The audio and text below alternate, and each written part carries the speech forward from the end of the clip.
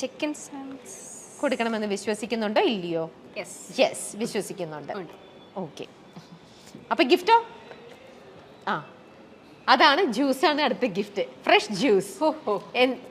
അത് ഇന്റർവ്യൂ കഴിഞ്ഞിട്ടേ കൊടുക്കുള്ളൂ. ക്വസ്റ്റ്യൻസ് ചോദിച്ച് ഞാൻ ക്ഷീണിച്ചു. ഡയറക്റ്റ് ഇപ്പൊ കുടിക്കുന്നുണ്ടെങ്കിൽ ഇപ്പൊ തരാം, അല്ലെങ്കിൽ ഇന്റർവ്യൂ കഴിഞ്ഞിട്ട് തരാം. ഇന്റർവ്യൂ കഴിഞ്ഞിട്ട് മതി. ഓക്കെ, അടുത്തത്. ഈ ഇന്റർവ്യൂവിൽ 5% നുണ പറഞ്ഞിട്ടുണ്ട്. നോ, അതെനിക്കും തോന്നുന്നില്ല. വളരെ ജെനുവിൻ ആയിരുന്നു. അഞ്ജലിയുടെ എല്ലാ ആൻസേഴ്സും വളരെയധികം ജെനുവിൻ ആയിരുന്നു. അപ്പോൾ ഇതേ ടാസ്ക് ആണ്. പാട്ട് പാടുക, അതാണ്. അതിപ്പോ പറഞ്ഞല്ലോ സിറ്റുവേഷൻ. ആ, ഓക്കെ, കഴിഞ്ഞു. അപ്പൊ സെഗ്മെന്റ്സ് ഒക്കെ കഴിഞ്ഞു. ഓക്കെ, അപ്പൊ അങ്ങനെ വളരെ മനോഹരമായിട്ട് സെഗ്മെന്റ്സ് ഒക്കെ അറ്റൻഡ് ചെയ്ത് കഴിഞ്ഞിരിക്കുകയാണ്. നല്ലൊരു നർത്തകിയും കൂടിയാണ്. ആക്ടിങ്ങിനെ ഒരുപാട് ഇഷ്ടപ്പെടുന്നു, അത് പാഷനായിട്ട് കൊണ്ടുപോകുന്നു. പക്ഷെ പ്രൊഫഷൻ എന്ന് പറയുന്നത് നൃത്തമാണ് എന്ന് പറഞ്ഞ ഒരാളല്ലേ അഞ്ജലി. അതുകൊണ്ട് തന്നെ ചോദിക്കട്ടെ, നമ്മുടെ ഡാൻസ് ഇപ്പൊ എത്രയോ സ്കൂൾസ് റൺ ചെയ്യുന്നുണ്ട്. എറണാകുളത്തുണ്ട്, കോട്ടയത്തുണ്ട്, തിരുവനന്തപുരത്തുണ്ട്, തിരുവനന്തപുരത്തല്ല തൃശ്ശൂർ സ്റ്റാർട്ട് ചെയ്യുന്നുണ്ട്, തൃശ്ശൂരുണ്ട്. അങ്ങനെ ഒരുപാട് സ്ഥലങ്ങളിൽ ഒരുപാട് കുട്ടികൾക്ക് നൃത്തം പഠിപ്പിച്ചു കൊടുക്കുന്നുണ്ട്. ഇതിനിടയിൽ നമ്മുടെ കഥ ഇന്നുവരെ എന്ന് പറഞ്ഞ സിനിമയിൽ നിഖില ചെയ്യുന്ന ആ ഒരു നിഖിലയ്ക്ക് വേണ്ടിയിട്ട് ആ ഒരു ഭാഗം കൊറിയോഗ്രാഫി ചെയ്തതും അഞ്ജലിയാണ്. അതന്ന് ഭയങ്കര അധികം വൈറലായിരുന്നു. അഞ്ജലി അത് പഠിപ്പിച്ചു കൊടുക്കുന്നതും ആ വിഷ്വലൊക്കെ എല്ലാവരും തന്നെ കണ്ടതാണ്. അതിലേക്ക് എങ്ങനെയാണ് അഞ്ജലി എത്തിയത്? ആ ഒരു ഭാഗം കൊറിയോ ചെയ്യാനായിട്ട് അഞ്ജലിയെ അവർ ക്ഷണിക്കുന്നത്, അത് നിഖിലയായിട്ട് നിങ്ങൾ വെൽ കണക്റ്റഡ് ആണോ? എങ്ങനെയാണ് അത്? അല്ലല്ല, ഞാൻ അതിൻ്റെ ഒരു സ്റ്റാർട്ടിങ് തന്നെ ഞാൻ പറയാം. എൻ്റെ ഒരു ഗ്രാഫ് ഞാൻ പറഞ്ഞുതരാം. സ്റ്റാർട്ടിങ് ഞാൻ പറഞ്ഞില്ല, ഇപ്പം ഈ സീരിയലിലേക്കുള്ള എൻട്രി പോലും ഞാനൊരു കൊറിയോഗ്രാഫി ആയിട്ട് പോയപ്പോഴാണ്. അതായത് ജോബി മാസ്റ്ററിന്റെ കൂടെ ഞാൻ എൻ്റെ കുട്ടികളായിട്ട് തിങ്കൾ കലമാനിലെ കൊറിയോഗ്രാഫി അവിടെ പിള്ളേരുടെ ഇതിനു വേണ്ടി പോയതാണ്. അപ്പം അങ്ങനെയാണ് ശരിക്കും ഞാൻ തിങ്കൾ കലമാനിൽ ജോയിൻ ചെയ്യണത്. അപ്പം ഫസ്റ്റ് ശരിക്കും പറഞ്ഞാൽ എൻ്റെ സീരിയലിലേക്കുള്ള എൻട്രിയുടെ കാരണം എന്ന് പറഞ്ഞാൽ ജോബി മാസ്റ്ററാണ്. അത് ഞാൻ പല സ്ഥലങ്ങളിൽ ഞാൻ പറഞ്ഞിട്ടുണ്ട്. അപ്പം അതുപോലെ തന്നെ അവിടെ നിന്നാണ് ഞാൻ ശരിക്കും സ്റ്റാർട്ട് ചെയ്യുന്നത്. എൻ്റെ പറഞ്ഞ പോലെ സീരിയൽ കരിയർ സ്റ്റാർട്ട് ചെയ്യുന്നതേ അവിടെ നിന്നാണ്. അത് കഴിഞ്ഞ് ഞാൻ ഒരുപാട് ഷോസ് ചെയ്യാൻ എനിക്ക് അവസരം കിട്ടി. നമ്മുടെ സിത്തുമണിക്ക് എനിക്ക് സ്റ്റാർ സിംഗർ സീസൺ 9 എനിക്ക് കൊറിയോഗ്രാഫി ചെയ്യാൻ പറ്റിയായിരുന്നു. ഞാൻ അന്ന് പിന്നെയല്ലോ സീരിയൽ ജോയിൻ ചെയ്തു. അത് കഴിഞ്ഞിട്ട് അറിയാലോ സ്കെഡ്യൂള് 1 to 15 ആണ് നമ്മൾ അവിടെ ഡേറ്റ് കൊടുക്കുന്നത്. പക്ഷെ നമുക്ക് 1 to 15 ആവണമെന്നില്ല. ചിലപ്പോൾ ഡേറ്റുകൾ അങ്ങോട്ടും ഇങ്ങോട്ടും മാറാനൊക്കെ ചാൻസ് ഉണ്ട്. അപ്പം എനിക്ക് കൂടുതലും പറഞ്ഞ പോലെ അവിടെ കോൺസെൻട്രേറ്റ് ചെയ്യേണ്ടി വന്നു. അപ്പോൾ ഡാൻസിൻ്റെ കുറേ കാര്യങ്ങളൊക്കെ എനിക്ക് എൻ്റെ തന്നെ സ്റ്റുഡൻസിനെ ഏൽപ്പിച്ചിട്ടാണ് ഇപ്പം ഞാൻ ഹാൻഡിൽ ചെയ്യുന്നത്. ഇപ്പം നമ്മൾ തിങ്കളക്കന്മാർ അങ്ങനെ കഴിഞ്ഞു. അടുത്തത് പറഞ്ഞ പോലെ സ്റ്റാർ സിംഗറിൽ അതായത് സ്റ്റാർ സിംഗർ സീസൺ 9 എനിക്ക് കൊറിയോഗ്രാഫി ചെയ്യാൻ പറ്റി. സിത്തുവിന് എനിക്ക് കൊറിയോഗ്രാഫി പറ്റി. അതിൽ ഏറ്റവും വലിയ സപ്പോർട്ട് എന്ന് പറഞ്ഞു കഴിഞ്ഞാൽ അറിയായിരിക്കും സർഗോ സാറാണ് എനിക്ക് എൻ്റെ സത്യം പറഞ്ഞ ഒരു കരിയറിൽ എന്നെ സപ്പോർട്ട് ചെയ്തു വന്നൊരു സാറാണ് സർഗോ സാറ്. അപ്പം അങ്ങനെ എനിക്ക് സീസൺ 9 ഇതേപോലെ ചെയ്ത് തുടങ്ങി. അത് കഴിഞ്ഞ് നമ്മുടെ ഈ നിഖില വിമലിൻ്റെ അടുത്തേക്ക് മീൻസ് കൊറിയോഗ്രാഫിയിലേക്ക് എത്തുന്നത് എങ്ങനെയാണെന്ന് വെച്ച് കഴിഞ്ഞാൽ എൻ്റെ ഫ്രണ്ടാണ് വിഷ്ണുവേട്ടൻ, നമ്മുടെ മേപ്പടിയൻ്റെ, അതായത് ഡയറക്ടർ, കഥയിന്ന് വരത്തെ ഡയറക്ടർ. അപ്പോൾ ചേട്ടനെ എനിക്ക് അറിയാമായിരുന്നു.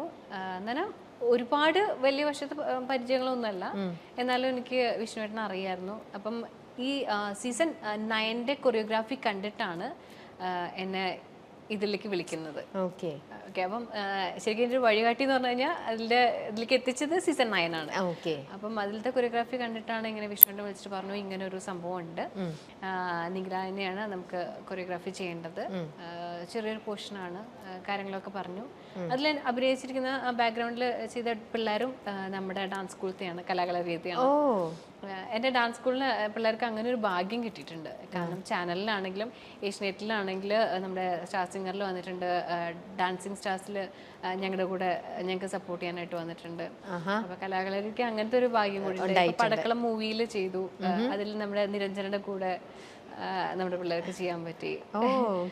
എന്നെ സംബന്ധിച്ച് എനിക്ക് മാത്രം അവസരം വേണമെന്ന് ചിന്തിക്കുന്ന ആളല്ല ഞാൻ. എൻ്റെ കൂടെയുള്ള ആൾക്കാർക്ക് പോലും അവസരങ്ങൾ ചെയ്തു കൊടുക്കണം എന്ന് ആഗ്രഹിക്കുന്നത്. അതുകൊണ്ട് തന്നെ എന്ത് കാര്യം വന്നാലും ഞാൻ പറഞ്ഞല്ലോ, എനിക്ക് പറ്റാത്ത കാര്യങ്ങൾ ഞാൻ എൻ്റെ പിള്ളേരെ കൊണ്ട് ഞാൻ ചെയ്യിക്കാറുണ്ട്. അപ്പൊ അങ്ങനെയാണ് ഞാൻ നിഖില വിമലിന്റെ കൊറിയോഗ്രാഫിയിലേക്ക് എത്തണത്. പക്ഷെ അത് ഒരുപാട് എനിക്ക് ഇത് തന്നു കേട്ടോ. കാരണം ഒരുപാട് സ്ഥലങ്ങളിൽ ഇപ്പം ഇൻഡസ്ട്രിയിൽ നിന്ന് തന്നെ സിനിമ ഇൻഡസ്ട്രിയിൽ നിന്ന് തന്നെ എന്നെ ഒരുപാട് പേര് വിളിച്ചത് സംസാരിച്ചിരുന്നു. പിന്നെ ഒരുപാട് അവസരങ്ങൾ വന്നു. പക്ഷെ എനിക്ക് ചെയ്യാൻ പറ്റാതെ വന്നത് ഇപ്പം നമുക്കറിയാലോ 1 to 15 നമ്മുടെ സ്കെഡ്യൂൾ കാരണം നമുക്ക് പലതും നോ പറയേണ്ടി വന്നു.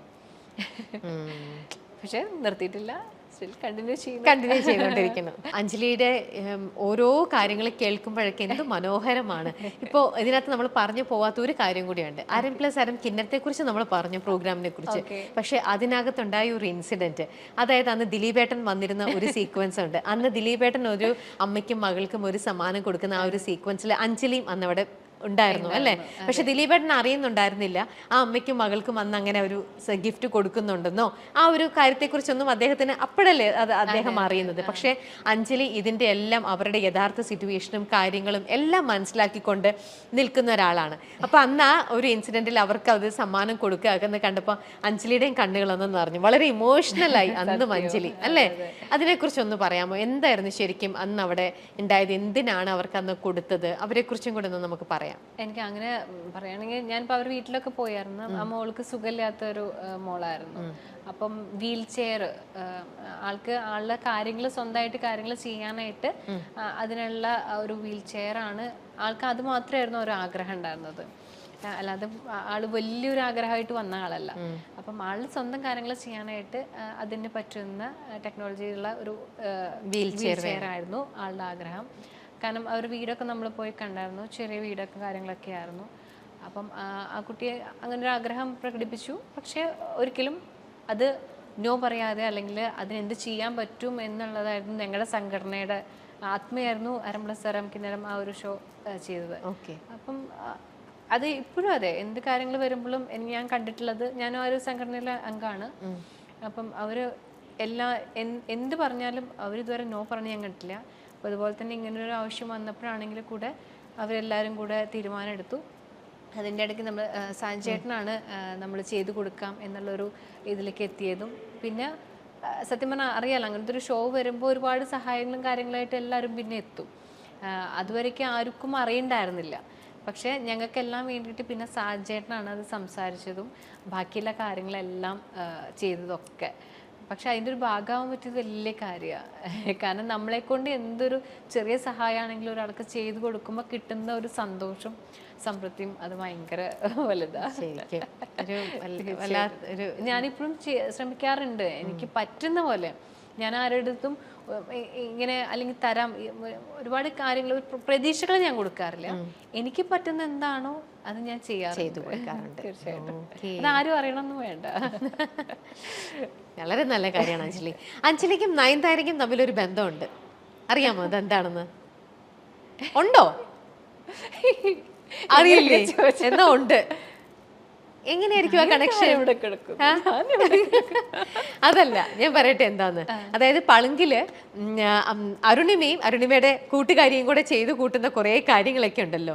അത് തന്നെയാണ് നമ്മുടെ ബോഡി ഗാർഡ് എന്ന് പറഞ്ഞ മൂവിയില് നയൻതാരയുടെ കൂട്ടുകാരി ഫ്രണ്ടും കൂടെ ചെയ്യുന്നത്. അങ്ങനത്തെ ഒരു കണക്ഷൻ ഉണ്ടെന്ന് പറഞ്ഞ് നമ്മുടെ കമന്റ്സിലും ഒക്കെ ആൾക്കാർ ഇങ്ങനെ പറയണതാണ്, നയൻതാരയ്ക്കും അഞ്ജലിക്കും തമ്മിൽ കണക്ഷൻ ഉണ്ട് എന്ന് പറഞ്ഞ്. ഈ രണ്ട് ഇൻസിഡന്റും കൂടിയാണ് അവർ കണക്ട് ചെയ്തിട്ട് പറയുന്നത്. പേടിച്ചു എന്താണെന്നല്ലേ?